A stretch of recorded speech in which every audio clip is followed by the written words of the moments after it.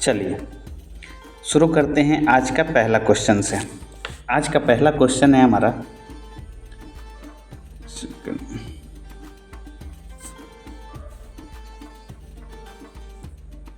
आज का पहला क्वेश्चन है, भारत और पाकिस्तान के बीच अंतर्राष्ट्रीय सीमा किसके द्वारा सीमांकित की गई है। यानी कि भारत और पाकिस्तान के बीच में कौन सा अंतर्राष्ट्रीय सीमा का निर्धारण करता है। आपके ऑप्शन है A McMahon line, B Durand line, C Radcliffe line, D Maginot line. इसका आप लोग आंसर कमेंट बॉक्स में कमेंट कीजिए। पहले आप लोगों को क्या करना है कि पहले क्वेश्चन को पॉज करके पहले अपना आंसर कमेंट करना है, देखना है कि आप इसका सही जवाब दे पा रहे हैं कि नहीं, ठीक है। फिर इसके बाद हम इसका सही जवाब बताएंगे। तो तैयारी करने का सबसे अच्छा तरीका है कि सबसे पहले आप देखिए कि इस क्वेश्चन का जवाब आप दे पा रहे हैं कि नहीं। अगर आप दे देते हैं तो अच्छी बात है, अगर नहीं दे पाते हैं तो जब हम इसका आंसर बताते हैं तो आप इस क्वेश्चन को नोट डाउन कीजिए, क्योंकि यह क्वेश्चन पूछा गया है ऑलरेडी, और जब ये पूछा गया है तो आगे पूछे जाने की संभावना और अधिक है इसका। तो इसीलिए आप लोग एक नोटबुक रखिए। नोटबुक में जितने भी क्वेश्चन हम ऑब्जेक्टिव भी कराते हैं, जितना हमारा ऑब्जेक्टिव क्वेश्चन रहता है प्रीवियस ईयर का, वो एक एक शॉर्ट्स वीडियो में भी हम डालते हैं, तो उसको भी आप लोग नोट डाउन कीजिए। क्योंकि आप प्रीवियस ईयर का कोई भी क्वेश्चन बैंक उठा के देख लीजिए बिहार एसआई का, उसमें यह क्वेश्चन पूछा गया है, ठीक है। चलिए, इसका सही जवाब हो जाएगा आपका ऑप्शन सी। ऑप्शन सी हो जाएगा आपका सही जवाब, यानी कि red Cliff line. Red Cliff line Bharat और पाकिस्तान के बीच सीमा रेखा का निर्धारण करती है। अब चलिए, अगला क्वेश्चन है हमारा, भारत के सुदूर पूर्व में कौन सा देश भारत के साथ सर्वाधिक लंबी अंतर्राष्ट्रीय सीमा बनाता है। यानी कि क्वेश्चन पूछा जा रहा है कि भारत के साथ सबसे लंबी अंतर्राष्ट्रीय सीमा रेखा कौन बनाता है, ठीक है। तो अगर ऑप्शन देखिएगा, तो अगर ऑप्शन के अनुसार चलिएगा तो ऑप्शन में दिया गया ए चीन, B Myanmar, C Thailand, D Vietnam. तो इसका तो सही जवाब हो जाएगा आपका ऑप्शन ए। ऑप्शन ए क्यों सही होगा, क्योंकि एक चीज़ ध्यान रखिएगा कि भारत के साथ अगर सर्वाधिक लंबा अंतर्राष्ट्रीय सीमा कोई साझा करता है तो वो है बांग्लादेश, ठीक है।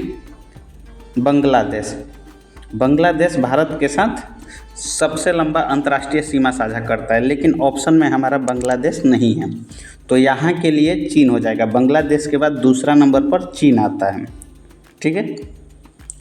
तो भारत के सुदूर पूर्व में कौन सा देश भारत के साथ सर्वाधिक लंबी अंतर्राष्ट्रीय सीमा बनाता है, तो चीन, ध्यान रखिएगा। चलिए अगला क्वेश्चन देखते हैं। अगला क्वेश्चन है हमारा, भारत एवं चीन के बीच सीमा निर्धारण करने वाली मैकमोहन रेखा निम्नलिखित में से किस प्रदेश के उत्तरी सीमा पर खींची गई है, ठीक है। ये सब क्वेश्चन बहुत ही इम्पोर्टेंट है। ये सब क्वेश्चन VVI में आप लोग नोट कीजिएगा, ठीक है, क्योंकि यह क्वेश्चन एकदम 100% आएंगे ये सब क्वेश्चन, क्योंकि आप लोग क्वेश्चन का लेवल भी देख रहे हैं कि क्वेश्चन का लेवल कहाँ तक जा रहा है। तो इसीलिए ये सब क्वेश्चन को आप लोग को इग्नोर नहीं करना है, ये सब क्वेश्चन को नोट डाउन करना है, ये सब आने वाले क्वेश्चन हैं। तो आपके ऑप्शन दिया गया है ए जम्मू कश्मीर, बी उत्तर प्रदेश, सी हिमाचल प्रदेश, डी अरुणाचल प्रदेश। तो इसका सही जवाब हो जाएगा आपका ऑप्शन सी।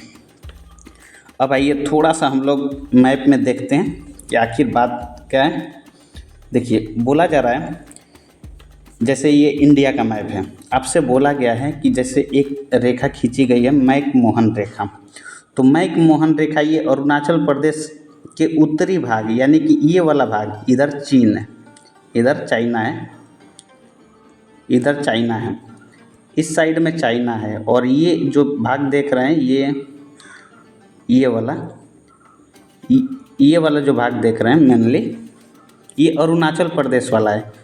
तो इधर यहाँ पर ही ड्रॉ किया गया है, कलर चेंज करते हैं, यहाँ पर ये ड्रॉ किया गया है क्या, मैकमोहन रेखा, यानी कि भारत के आंध्र प्रदेश और चीन के बीच में वो रेखा बनाती है, सीमा का निर्धारण करती है मैकमोहन रेखा। ठीक है, चलिए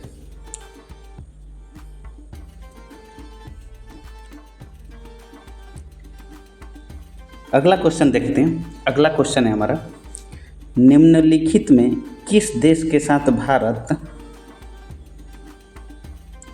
की अंतर्राष्ट्रीय सीमा नहीं लगती है, अंतर्राष्ट्रीय सीमा नहीं लगती है। आपके ऑप्शन है ए पाकिस्तान, बी बांग्लादेश, सी भूटान, डी श्रीलंका।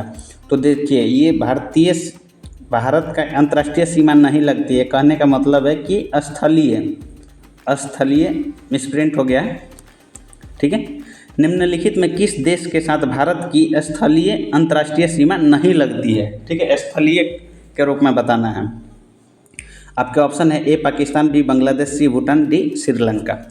तो इसका सही जवाब हो जाएगा आपका ऑप्शन डी श्रीलंका, यानी कि श्रीलंका के साथ स्थलीय सीमा न लगकर जलीय सीमा लगता है। ठीक है, अंतर्राष्ट्रीय जलीय सीमा साझा करता है हमारा भारत।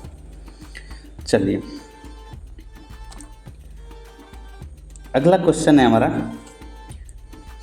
निम्नलिखित में से कौन सा देश भारतीय उपमहाद्वीप के अंतर्गत शामिल नहीं किया जाता है। आप लोग इसका आंसर कमेंट बॉक्स में कमेंट कीजिए। 5 नंबर क्वेश्चन का आप लोग आंसर कमेंट कीजिए, निम्नलिखित में कौन सा देश भारतीय उपमहाद्वीप के अंतर्गत शामिल नहीं किया जाता है। ठीक है, आप लोग इसका कमेंट में आंसर कीजिए। आइए यहाँ पे पहले हम लोग देखते हैं, यहाँ पर हम लोग देखने का पहले प्रयास करते हैं। सबसे पहले देखिए ये इंडिया का मैप है। इंडिया में यहाँ पर देखिएगा, कलर चेंज करते हैं थोड़ा, ये वाला भाग पाकिस्तान, ये है पाकिस्तान। ठीक है, और ये वाला अगर भाग देखिएगा, ये वाला भाग है अफ़गानिस्तान, ये अफ़गानिस्तान है। इधर आएंगे तो ये वाला जो भाग है, ये वाला नेपाल, ये नेपाल का है।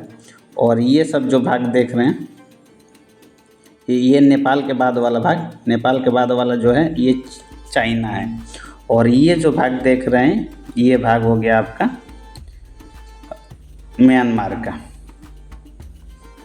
म्यांमार।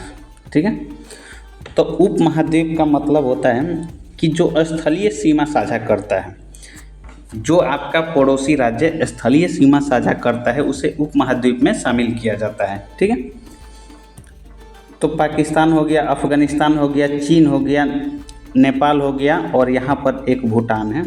कलर चेंज करके भूटान को दिखाते हैं। यहाँ पर भूटान है, ये भूटान वाला एरिया है। ठीक है, अब इतना जो है ये आपका स्थलीय सीमा साझा करता है। इतना जो देश है ये भारत के साथ स्थलीय सीमा साझा करते हैं। और दो भारत के साथ total Pakistan, Afghanistan 2, China Nepal 2, 4, Bhutan 5, Myanmar 6, और यहाँ पर आप लोग यहाँ बीच में एक आप लोग को मिलेगा क्या, बांग्लादेश। ठीक है, तो बांग्लादेश टोटल 7 हो जा रहे हैं जो स्थलीय सीमा साझा करते हैं, और 2 ऐसे हैं जो जलीय सीमा साझा करते हैं। कौन कौन, तो एक नंबर में आपका आ जाएगा श्रीलंका, और 2 नंबर में इस साइड में नीचे मिलेगा आपको मालदीव। ठीक है, तो टोटल 9 जलीय और स्थलीय सीमा साझा करने वाले देश हैं। तो उपमहाद्वीप में कौन आते हैं, उपमहाद्वीप में आते हैं जो कि स्थलीय सीमा साझा करते हैं। अब आइए क्वेश्चन पे आते हैं। क्वेश्चन हमारा क्या था, क्वेश्चन हमारा था निम्नलिखित में कौन सा देश भारतीय उपमहाद्वीप के अंतर्गत शामिल नहीं किया जाता है।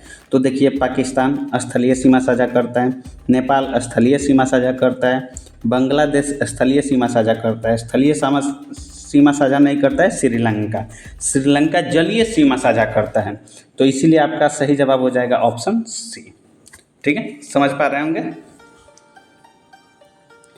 चलिए अगला क्वेश्चन देखते हैं। अगला क्वेश्चन है हमारा, निम्नलिखित में किस भारतीय राज्य की समुद्री तटीय सीमा सबसे छोटी है? भारत का समुद्री सीमा बताना है कि सबसे छोटा समुद्री सीमा किस राज्य का है।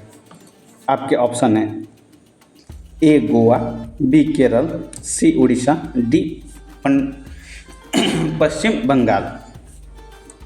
इसका सही जवाब हो जाएगा आपका ऑप्शन ए। ऑप्शन ए यानी कि गोवा का समुद्री तट जो है सबसे छोटा है। ऐसे सबसे छोटा है गोवा। ऐसे भी टोटल 28 राज्यों में सबसे छोटा राज्य है भारत का। ठीक है, तो सबसे छोटा समुद्री सीमा भी गोवा का है। चलिए अगला क्वेश्चन देखते हैं। अगला क्वेश्चन है हमारा, भारत की सबसे लंबी अंतर्राष्ट्रीय सीमा किस देश के साथ है?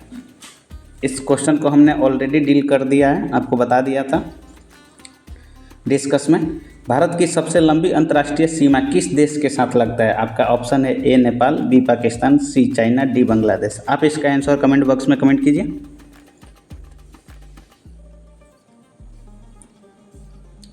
मैंने फर्स्ट क्वेश्चन में ही बताया था शायद, जिसमें भारत का सबसे लंबा अंतर्राष्ट्रीय सीमा स्थलीय सीमा बांग्लादेश के साथ लगता है। ठीक है, आपका ऑप्शन डी सही हो जाएगा, यानी कि सबसे लंबा स्थलीय सीमा बांग्लादेश के साथ लगता है, इसके बाद चीन के साथ। ठीक है, तो ये पॉइंट ध्यान रखिएगा। अगला है 8 नंबर, सबसे छोटी स्थलीय सीमा भारत के किस देश के साथ है? अब देश के संदर्भ में बताना है। ठीक है, कि भारत का जो स्थलीय सीमा है किस देश के साथ सबसे छोटी लगती है। तो हमने बड़ी तो बता दिया था कि बांग्लादेश के साथ है, छोटा किस देश के साथ है? तो ध्यान रखिएगा, छोटा ऑप्शन बी सही हो जाएगा, यानी कि हमारा बी ऑप्शन सही हो जाएगा, अफगानिस्तान। अफगानिस्तान के साथ भारत की सबसे छोटी स्थलीय सीमा लगती है, लगभग 105-6 किलोमीटर के करीब है। ठीक है, तो ये ध्यान रखिएगा। बाकी अफगानिस्तान के साथ लगभग 105-6 किलोमीटर का सीमा लगता है बस। तो भारत का सबसे लंबा स्थलीय सीमा बांग्लादेश के साथ और सबसे छोटा सीमा अफगानिस्तान के साथ। ये पॉइंट आप लोग ज़रूर नोट कर लीजिएगा। चलिए, ये बहुत इम्पोर्टेंट, ये वीवीआई क्वेश्चन है। ठीक है, ये 9 नंबर क्वेश्चन वीवीआई में ध्यान रखिएगा। पहले पढ़िए क्वेश्चन, इसके बाद इसका जवाब कमेंट बॉक्स में कमेंट कीजिए। देखते हैं कितने लोग का सही होता है। देखिए, बोला जा रहा है भारत को निम्नलिखित भौगोलिक प्रदेशों में विभाजित किया जा सकता है। आपके ऑप्शन है ए हिमालय, गंगा का मैदान, दक्षिणी पठार एवं राजस्थान का मैदान। पहले क्वेश्चन समझिए। क्वेश्चन बोल रहा है कि भारत का जो भौतिक प्रदेश है, भारत को हम लोग कितने प्रदेशों में भौतिक विभाजन कर सकते हैं। ठीक है, तो भारत का विभाजन हम लोग आगे देखेंगे, मैप के माध्यम से भी देखेंगे, लेकिन ऑप्शन देखिए। बोला जा रहा है ऑप्शन ए हिमालय, गंगा का मैदान, दक्षिणी पठार एवं राजस्थान का मैदान। ऑप्शन बी है पर्वतीय प्रदेश, हिमानी प्रदेश, नदी घाटी प्रदेश एवं हिमालय प्रदेश। ऑप्शन सी है दक्षिणी पठारी प्रदेश, सागर तटीय प्रदेश, द्वीपीय प्रदेश एवं हिमालय प्रदेश। ऑप्शन डी है उत्तरी पर्वतीय प्रदेश, बृहत मैदानी प्रदेश, दक्षिणी प्रायद्वीपीय प्रदेश तथा सागर तटीय प्रदेश। अब आइए, इसका पहले आंसर मैं बता दूं। इसका आंसर सही हो जाएगा ऑप्शन ए। ऑप्शन ए आपका सही हो जाएगा, हिमालय, गंगा का मैदान, दक्षिणी पठार का प्रायद्वीपीय पठार भी बोल सकते हैं, और राजस्थान का मैदान। अब आइए मैप के माध्यम से थोड़ा सा समझिए कि ये बोलना क्या चाह रहा है। देखिए, ये है भारत का मैप। तो सब अगर भारत का हम लोग विभाजन करते हैं तो मेनली ऐसे तीन भाग में बांटते हैं, लेकिन भौतिक तरीका से इसको हम लोग 4 भाग में भी बांटते हैं। अब 4 भाग कौन कौन सा है पहले देखिए। सबसे पहला है ये वाला जो पार्ट देख रहे हैं, ये वाला पार्ट जो है ये पर्वतीय भाग है। पर्वतीय भाग यानी कि हिमालय वाला भाग है। दूसरा ये जो लाइन देख रहे हैं ग्रीन लाइन, ये आपका मैदानी भाग है। ठीक है, पहला हो गया आपका पर्वतीय भाग यानी कि हिमालय वाला क्षेत्र में जाइएगा तो केवल पहाड़ पर्वत मिलेगा।